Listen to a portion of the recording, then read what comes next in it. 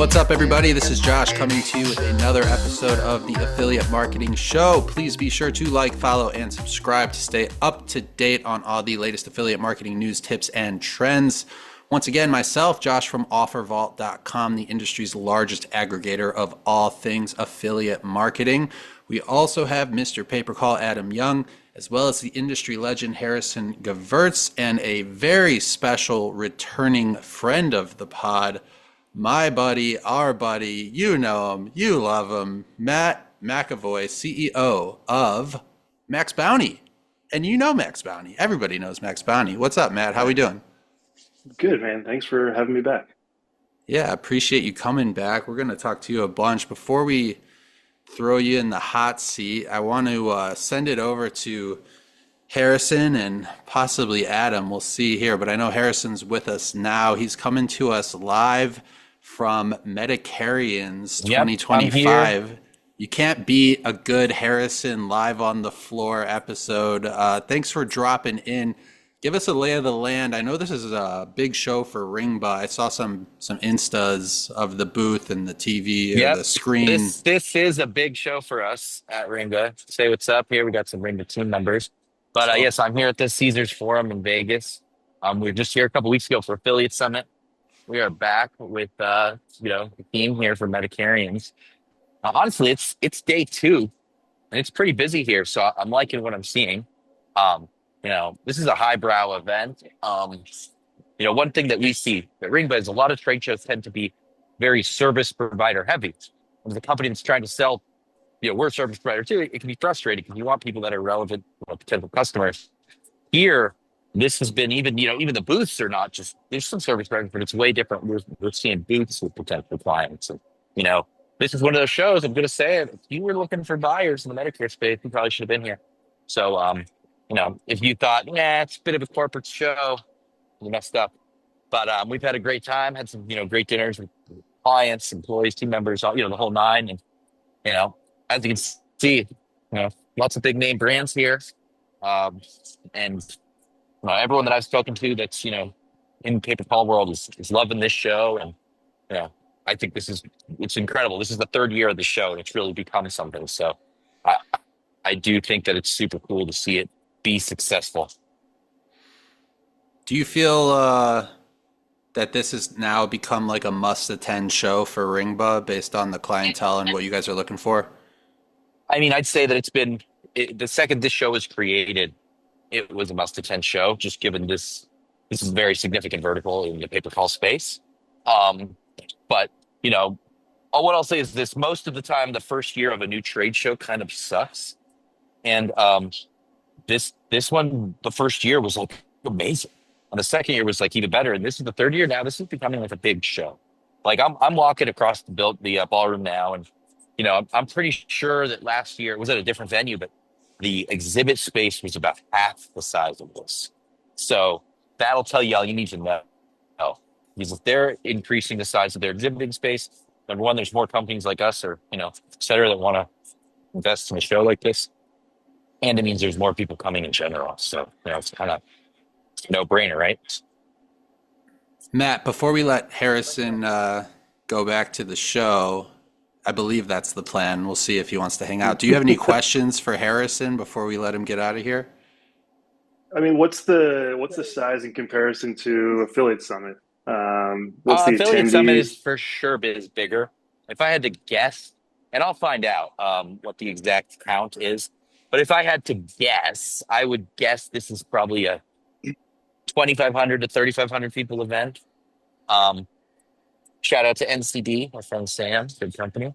But so it's about a 2,500 person event. There's no meat market, but like a big issue that I've seen, like, and Affiliate Summit has been improving this, but like day 2 of the expo at some of these shows, Matt, it's like, in like in the Wild West movie, when you see like the dust bunny going down the street and there's no, you can literally like hear like the pin drop.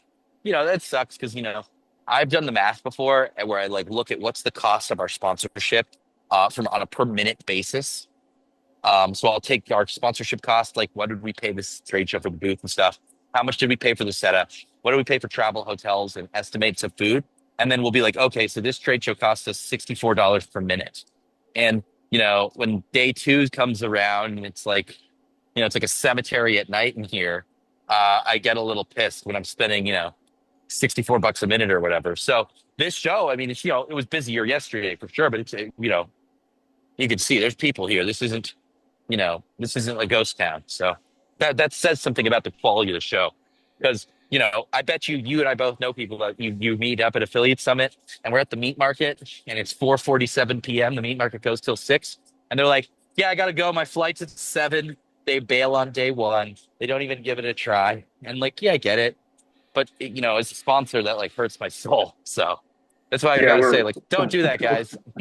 and we're the same way. I think that's the byproduct too of these 3-day shows, right? Like Affiliate Summit tries to do this 3-day thing, which is way too long. Especially, I mean, I've been doing these shows for 20 years, Me and too, yeah. I think and you too, and yeah, it's so much more common in the last few years for people to go for one day, and This do actually was a meetings. 3-day event. Now that I think about it, Really? and this Wow. is day 3. Well, I guess I'm kind of lying.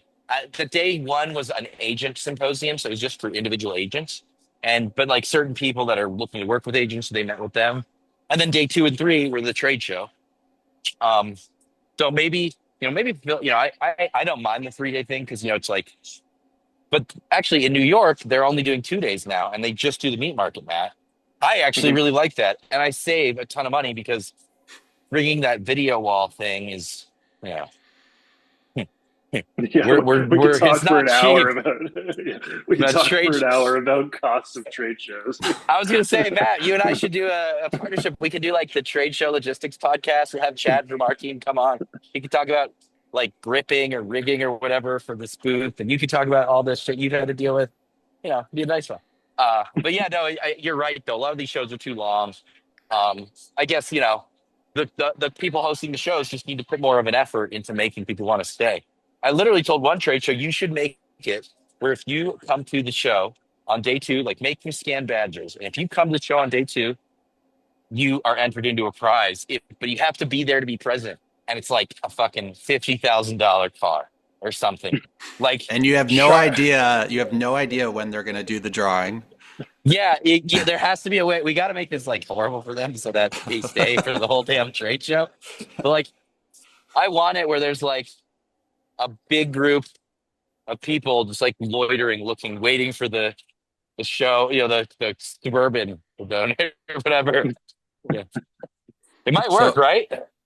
Harrison, I know you got to bounce here in a couple minutes, but Yep. before we let you go, I know you're in Vegas. What's on the schedule tonight? I mean, you're known to go out and club pretty late into the Fuck evening, you. so I'm wondering what you guys got planned for tonight.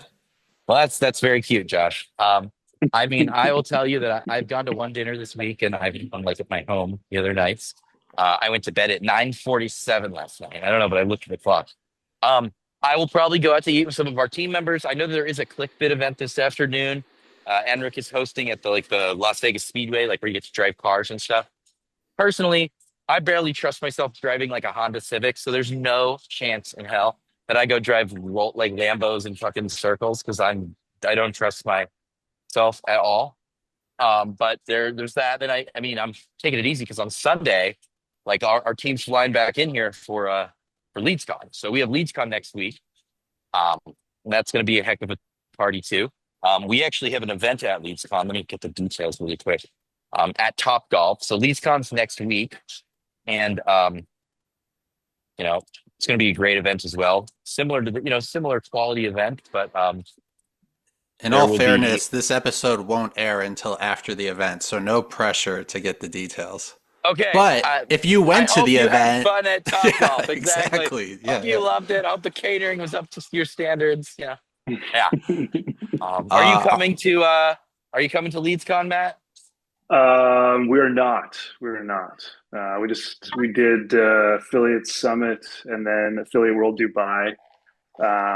We usually don't exhibit at LeadsCon. So Sure. Well, um, before I go, I got a call in a second, but I'm just curious. Like, what are some of the top offers? I remember the last time you were on the pod. One of the big offers that you mentioned was Nutrisystems.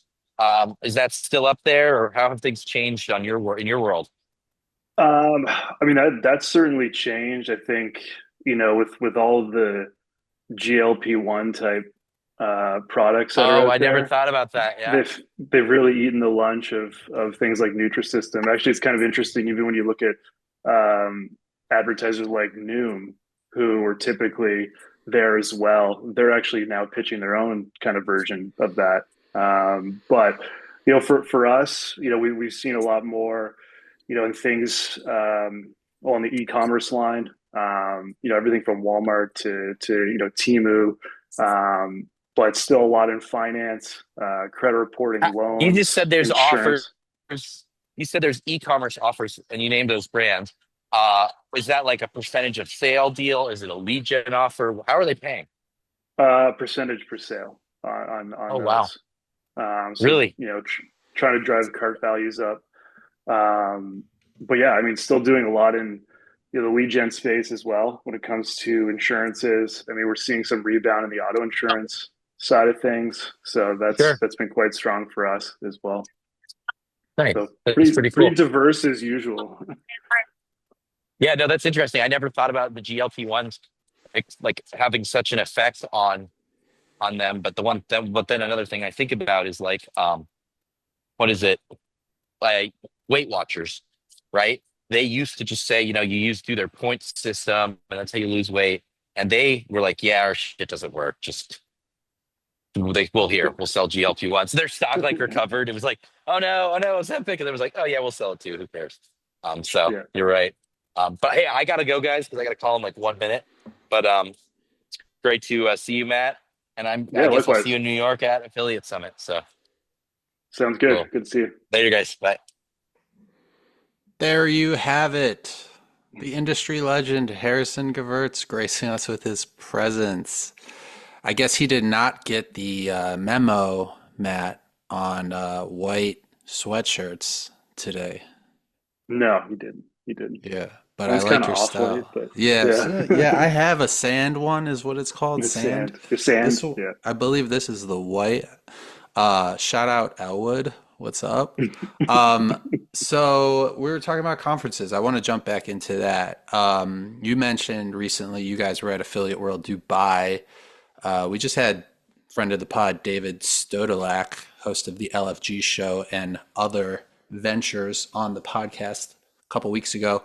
He was there as well. It told us a little bit about it, but I'm curious as an exhibiting network, one of the biggest networks in this space, like what was the conference like for you guys? What were some of your biggest takeaways and how does that show specifically differ in your eyes from the summits that we typically see you at?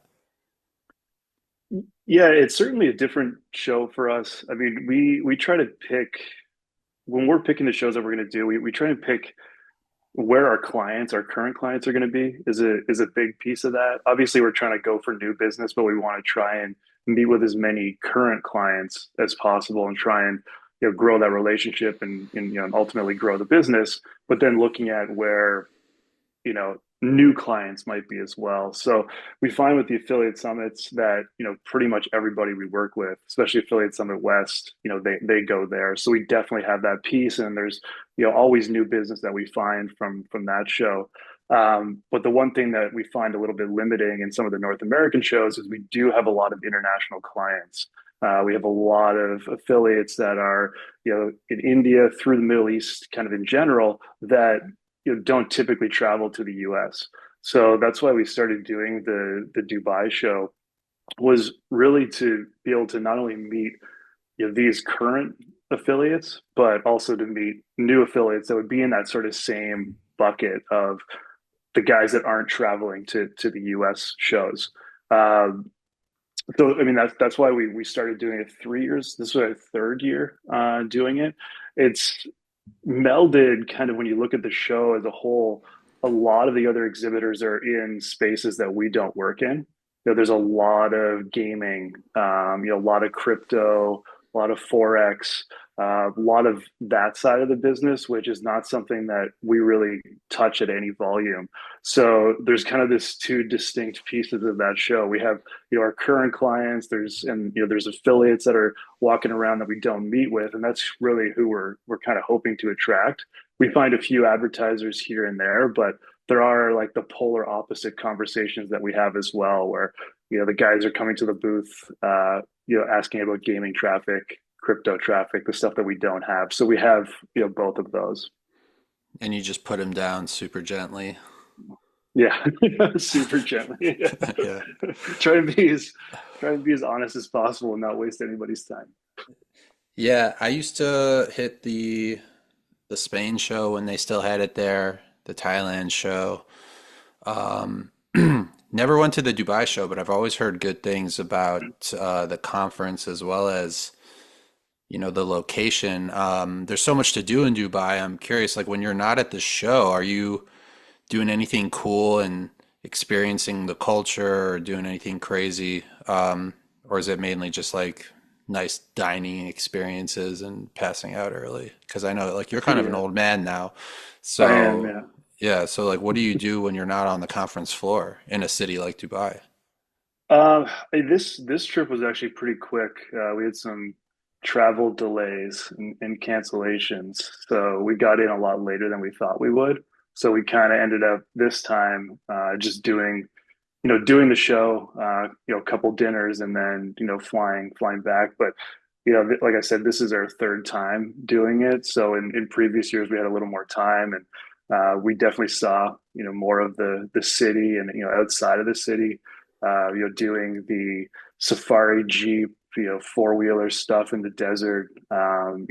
Doing the Burj Khalifa tour. Up to the top there, as well as some golf. We played golf there last year. Some really amazing. It's an amazing city. Like it's an amazing city from the dining to the architecture to just all the things that you can do. But yeah, I mean, typically our time at the conference itself, and then after the conference is usually dinners with our partners. Hanging out with them. Trying not to stay out too late. As you said, my advanced age, Yeah, I need dude. more sleep. I think when me and you hang out, it's probably the latest either of us typically hang out, which is not late at all. Um, what was I gonna say? Oh, golf. Speaking of golf, have you watched the new season of Full Swing yet? I have not. I watched the first season though. I Oh, did. so you're Did a new like, one just come out? yeah, the Is it third is it in season. Canada yet, or Oh, I didn't even think about that. Do you guys have I don't different know. release dates? Damn, that's I tough, don't know, bro. bro. Uh, I was gonna say, oh, dinners. Me and you had a nice dinner recently. We We went did. to We did. Cut. You Yeah, we went to you Cut by Wolfgang Puck in Vegas a few months ago. We got to really stare deeply and emotionally into each other's eyes while we dined on some fine beef. That was a lot of my fun. yeah. It was a great dinner that you treated me to. Yeah, well, For the record, for Offervall treated you to it. Yeah, it worked out. I never got back to you uh, on that. It worked out. Um, I was gonna say, my do you wife was quite still? jealous of that Right, dinner, by the way. right. We'll You get the know, the, wife. We'll get the wife involved next time. Do you do a lot of client dinners like that? Like, do you find yourself networking at dinners more effectively than you do on the trade show floor, or do you? Is it really mostly Max Bounty team dinners? Um, or if it is, partner dinners or networking dinners, like where do you find you're most effective at establishing and strengthening relationships in the industry? More at a dinner like that, or more like on the trade show floor? I think the dinners can be really effective for that. What we typically, and what I've always thought is the best, is sort of a smaller group. And we've always looked at dinners with clients as a really important aspect of the relationship, and not one that there's some people that have known over the years they'll do multiple dinners in the same night. They're rushing between different locations. Something that we've never done. So like when we're booking a dinner with a client, it's because the relationship's meaningful and we think that there's more we can do together. And I think a lot of it too is certainly there's the business topics that you're going to talk about, but really you're just getting to know each other, building that relationship, even on the personal side can really help, I think, um, grow what you do together. I mean, when there's more trust there, there's more transparency, and ultimately that's where the longevity in these relationships come from. Now, when you're playing blackjack, would you typically hit on a 20? What was it? I don't even remember. Me and Matt were out in Vegas after dinner. This guy was blackout and he was just like hitting on 19s and 20s and just a good I don't think time. I ever hit on 19. Yeah. So Matt is an OG guest of the affiliate marketing show. When we brought it back with Adam and Harrison, you were like, I don't know, third guest, fourth guest, something like that. You were there, You told me but I was then the first guest. you were the first guest, I think, on the OG affiliate marketing show, and it was just me. Way back during COVID in 2020. I believe you were the first guest then. So you have a history with the show. We appreciate it. A lot has changed with you and Max Bounty since then, but especially so just this past summer in August of 2024, I know you guys went through another acquisition. So I'd love for you to just tell us about what that transition was like in general, and maybe also from the perspective of the CEO, in regards to like what challenges maybe you faced personally, as the CEO and the face of the company. Yeah, I think, like you said, it's the second time we've been acquired. So I think there's a few things that were different in the two processes. I mean, when you look at the first time in 2017, I mean we were actively trying to sell the business at that point. So going out and presenting to potential buyers and running a real process. So things were different in how that all worked out. And in this case, we weren't actively seeking a sale. It was an introduction that happened that kind of snowballed into a deeper conversation, and we felt that it was a really good fit for us. I think the one challenge in any of these processes is that there's the secretive nature of it. That one of the challenges as the one is the leader, as the CEO, and trying to do everything the same day to day without being able to tell everybody, that this is happening because, there's certain people that are in that circle. But, general public and the most of Max Bounty employees can't necessarily know that, this is even being discussed because there's not necessarily a point to even bring that up if the transaction doesn't happen. So I think that's one of the biggest challenges in the process is just trying to keep the business on track as well, because there is so much effort that's put into once there's an agreement on a price, you've got a letter of intent, and then you start to go into the diligence process. There's so much work that goes into that, and then it's taking away from everyone's time that's involved in that. So trying to keep the business on the right course while just juggling everything can make that quite difficult.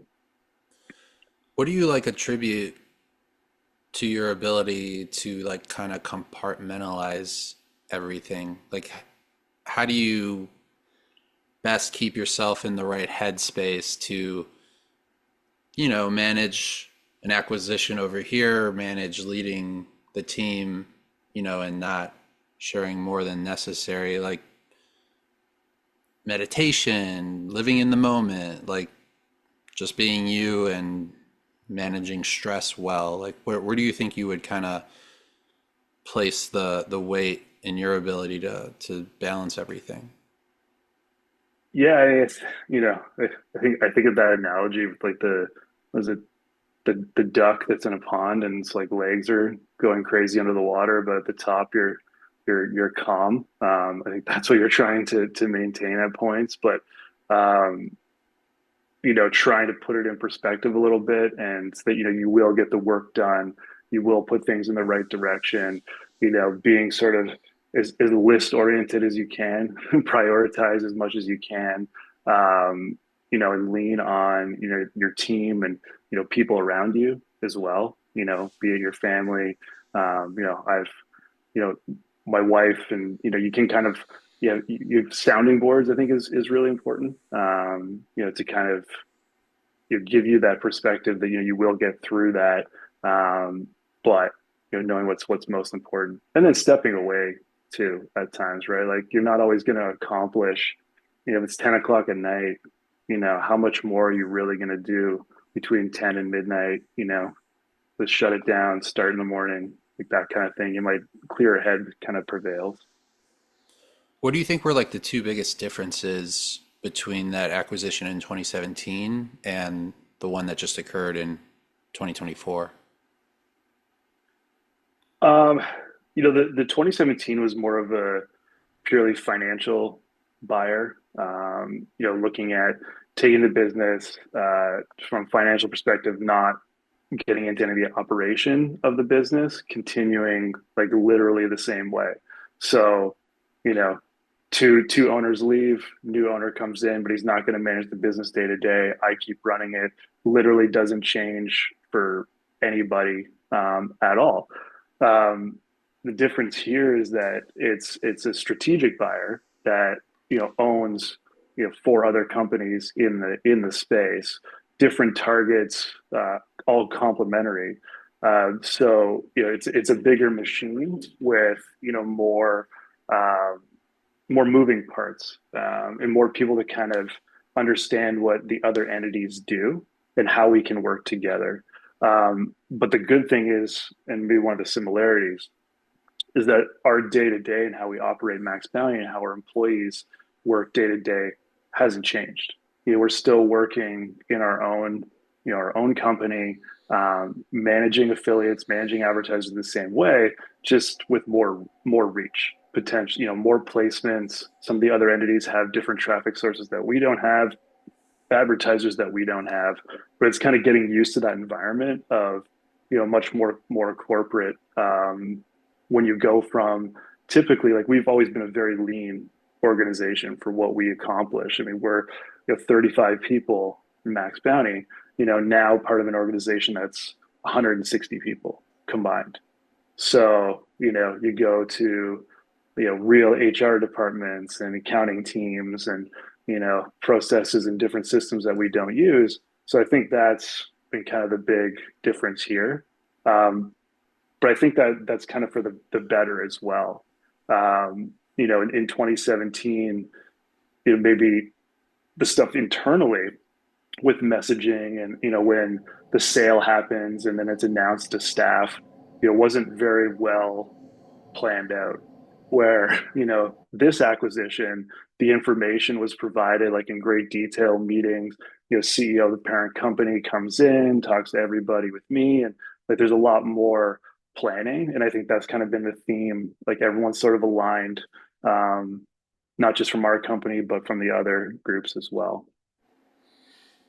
What would be like a piece of advice you'd give to another CEO kind of in the midst of their own acquisition journey?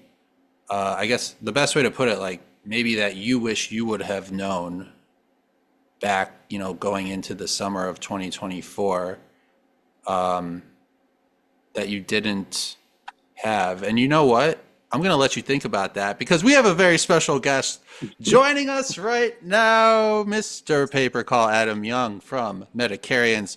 Adam, Harrison was on earlier. He walked the floor, told us a little bit about the show, but I'd love to get your perspective on it. We saw the booth. Awesome. Well done. Yes. We'll give you the floor here. How's it going, sir?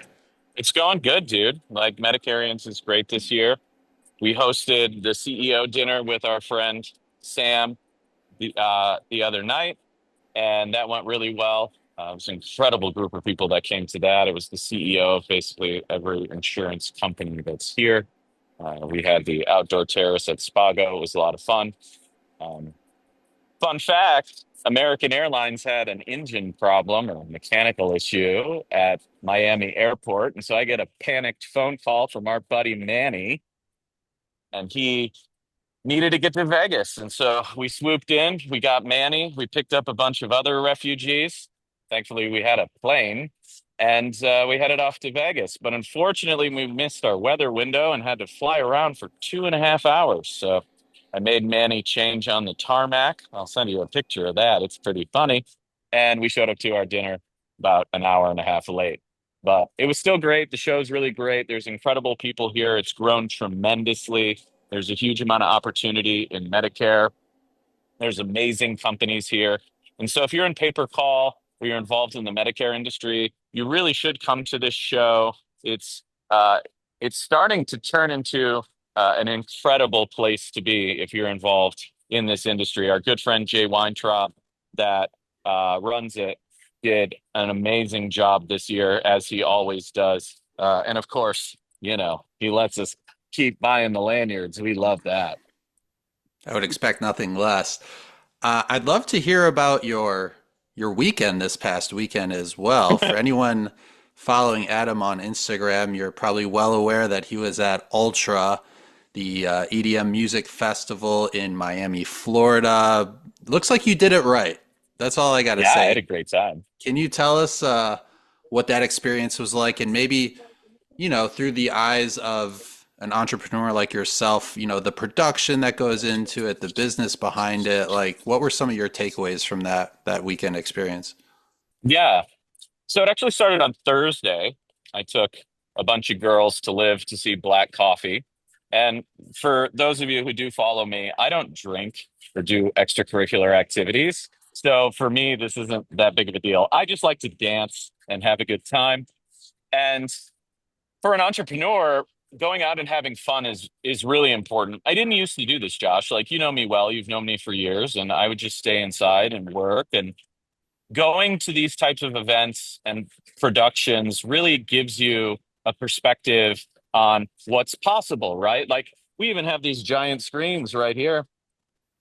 And going to these events allows me to see all sorts of unique ideas that we can do with these screens. In fact, the guy, we call him Screen Jesus, that does our config in Vegas. Um, he works on EDC, one of the largest productions ever, and does their screens. And it's really amazing to go see what these big festivals are doing. So after Thursday night, got home at like 5:30 in the morning, took a nap, got up, went to Ultra. The sets were amazing. The lineup was incredible this year. I've been listening to EDM for, I don't know, at least 30 something years at this point. And it's really great to see so many incredible DJs come and put on a show. And so I had artist passes and table deck access and VIP band. And believe it or not, the first night, I didn't hang out backstage or on stage. Me and my girl, we went down into the crowd, danced in just this giant sea of people, and had a really great time. And we did eventually make it backstage, which is really cool too. You get to see all the infrastructure, all the production. It's really an incredible thing that they put on every year. And so whether you're into this type of thing or not, as an entrepreneur, to go see the operational capacity of setting up something this incredibly large so quickly, and how they organize it all and do their tear downs and all those types of things, it's really, really an amazing thing. And then on Sunday, in true Miami fashion, it rained, and the main stage turned into a lake. And so we didn't go until a little bit later in the afternoon. But we had a really amazing time still, and got to see some great artists. And the mayor was kind enough to extend the curfew an extra hour, so Martin Garrix could close the show. And they had an incredible drone show, an incredible fireworks show, and like seeing all these things and how it's choreographed and how they do the people management and the signage and the security and all the bands and like just all the details and nuances of production at this scale as an entrepreneur allows me to see that and then think about our business very differently, and our business is software, and so we like can't see what we're building. It's all code, but we still have to organize it and turn it into this production machine where everything has to run smoothly. And I don't know. I like getting different perspectives. And when I go to events like this, obviously I'm there for the music. I danced like 100,000 steps in 4 days. My feet still hurt. And then I hopped a jet to Vegas to do this trade show. But, you know, I recommend that any entrepreneur go to big productions and see it because it's super inspiring and it gives you a different kind of perspective than your normal day to day on your business. Adam or Matt, any questions for each other? I'm assuming Adam's probably going to get out of here and continue his leadership at Medicarians. But before Adam goes, either of you have a question for each other, or you guys just want to give each other the deuces and call it a day? I mean, I didn't I'm even know just he was here. intrigued by this. He Yeah. didn't even know you were here. That's I've never super been, tough. I've never been this quiet. I've never been this quiet. You trump me on the amount that you can talk and dance, obviously, because I haven't danced 100,000 steps in my life. That's You probably should get a guarantee. blood test. Your testosterone might be low. Yeah, it's possible. It's possible. Well, Mr. Paper This Call, Dan- Mr. Paper Call, we appreciate you joining us live from Medicarians. Have a good rest of your show, and we'll see you on the podcast next week. Cool. Thanks. Love you guys. All right. All right. Good to see you. What a show! Oh my God, This is the most exciting. We got graced Who's with coming? both. Yeah, I know. I think that's it, man. It's just me and That's you all. now. I want to revisit the question before he so rudely interrupted us. CEO, middle of an acquisition process, something you wish you would have known back in, August of 2024, the months leading up to it that, looking back on it now, you have the wisdom and experience to see now that you weren't able to see then. Yeah, I mean, I think there's a few things. I mean, certainly the length of any of these processes is something I think that people that have never been involved in them will underestimate. Often people see the announcements and they think that, oh, it must have been, it's nice they sold and it must have been really quick. Like you just put a sign in the ground and, somebody buys the business the next day. But these things really take, months and sometimes years to come together. So don't go into selling a business or starting even acquisition discussions and think that it's going to be super fast. I mean, I'm sure in some cases it may happen, but in my experience it's been a longer drawn out process. And even in this case, we actually closed quite quickly. Between April we had an agreement and closed in August, so it was a pretty quick process. A lot gets done in that period. But I think one of the things, and it's even something I knew going in this acquisition because I went through it last time. When you're selling your business, you feel like you're constantly defending it as perfect, right? Like no business is perfect. Every business has some amount of churn in customers, but try and put it in perspective. People are trying to buy your business and they're trying to bring you down on price. They're going to try and figure out everything that's wrong with it. But Like they're like, the CEO uses too much product in his hair, or something exactly. like that. Yeah. I think we've proven I'm like furniture. I don't go anywhere. Just Yeah. I come with the business, for better or for worse. But yeah, I mean that every company loses clients at some point, and you're going to be grilled on everyone that went out the door and why. And sometimes, especially if you're really close to the business operationally, you can take that personally. But it's all part of the process, and that there is a light at the end of the tunnel. I mean, ultimately, if there's an offer on the table, they probably want to buy your business, so you can work through that.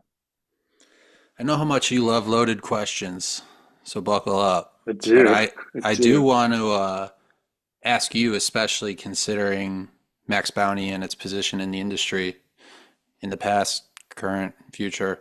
Like where do you see our industry headed for the rest of this year, but maybe over the next few years as well, just in terms of what's popular, maybe future regulations that are on the horizon, just different ways of thinking in terms of like how people can kind of get out in front of it and put themselves in the best position for success over the next 12 to 36 months.